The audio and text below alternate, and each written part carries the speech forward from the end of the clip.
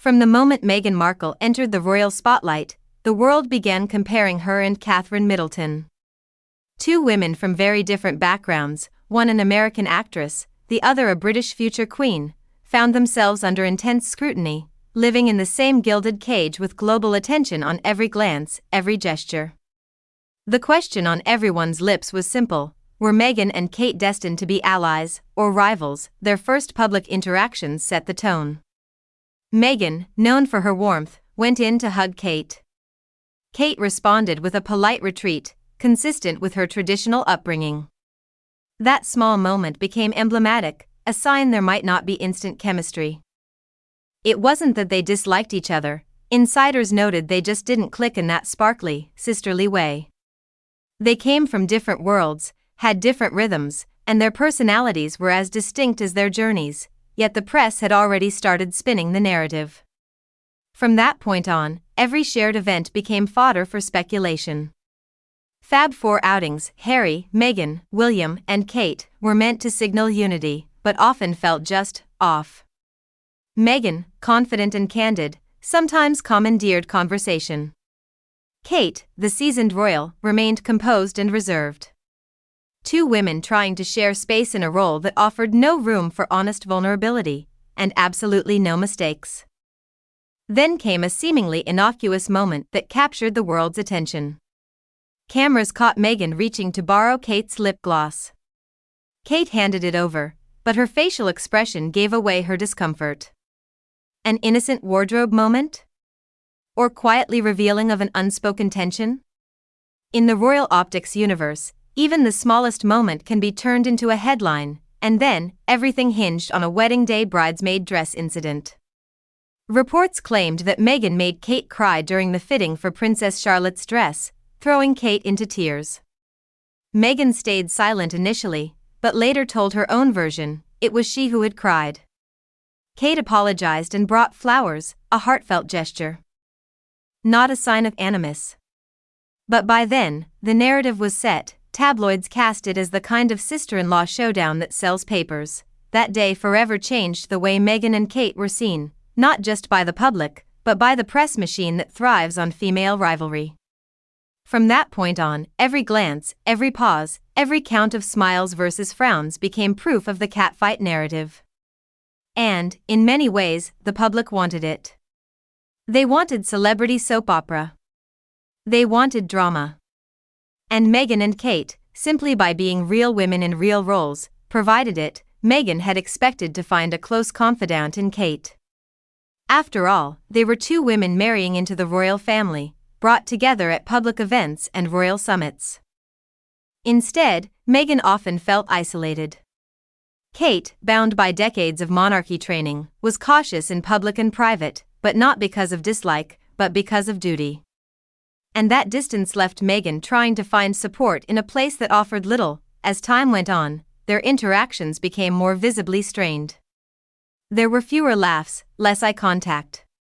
The group photos increasingly featured sides of polite distance. And when Harry and Meghan announced their intention to step back from royal life, it felt like a physical and emotional distance had taken hold, not just between couples, but between families. But here's what most people missed. The real tension wasn't between Meghan and Kate. It was between the brothers. Harry was reportedly always close to Kate, whom he described as the sister he never had. But as Harry pursued his own path, and William his own, that brotherly bond began to strain. Meghan arriving on the scene was a catalyst, not a cause. Meghan would later say in public interviews that she and Kate were not enemies. "If you love me, you don't have to hate her," she said. That phrase echoed around the world. She was rejecting the manufactured narrative of royal rivalry. She emphasized that real life is messier, quieter, and far less dramatic than any headline. The media, though, had a field day. Kate was often painted as gracious and dutiful. Meghan was branded as ambitious and disruptive. Kate represented continuity. Meghan represented change. That contrast made for a compelling story. It fulfilled our need for archetypes, for opposites, for clear-cut narratives in an otherwise fuzzy world. In reality, both women faced monumental pressure. Kate had spent years being groomed for life as queen consort, taught to never be seen, only heard. Meghan came in with a different set of expectations, part Hollywood, part humanitarian. She believed in the power of speaking one's truth, of using one's platform. But in the royal context, speaking out can feel like insubordination. In a way, Meghan was destined to clash, not out of spite but nature, when Meghan moved to California in early 2020. She wasted no time building a new identity. She became a podcaster, a Netflix narrator, a producer, and entrepreneur. Meanwhile, Kate stayed true to tradition, focusing on mental health, children, cancer charities, family. Her world remained defined by royal goodwill and service. Their lives now diverge sharply. Meghan's pace is swift and branding-driven, Kate's is measured, private, duty-bound. Two women, constructed by public expectation to mirror each other, have instead charted very different courses, so where do they stand now? On comparable terms, there's still little communication. Not out of anger, more out of mutual detachment. When Kate entered a public health crisis of her own, Meghan reportedly sent well wishes. But it remained a quiet, distance gesture, not public solidarity. Some hoped it would reset their relationship. But it hasn't, maybe it never will, because not every relationship needs a public reconciliation. Sometimes, distance is peace. Acknowledged separation keeps both sides safe and respected. Ultimately, the tragedy isn't that Meghan and Kate aren't best friends, it's that we expected them to be. Our culture demands that two strong women in the same spotlight must be friends or foes. There's no room for messy neutrality. But in truth, life isn't black and white. It's messy. It's living. Kate and Meghan aren't stuck in a battle of closeness or conflict. They're just humans, trying to find their way.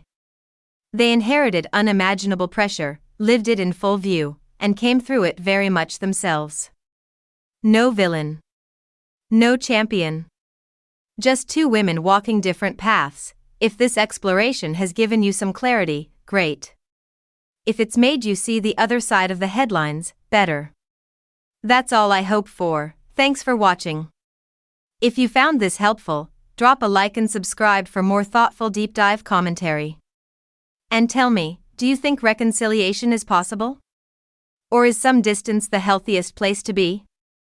Drop your thoughts below, and let's keep the conversation going. Disclaimer: this video is based on publicly available information, media reports, and personal commentary. It is intended for entertainment and educational purposes only. The content should not be interpreted as fact, nor does it claim to reflect the private thoughts or feelings of the individuals discussed.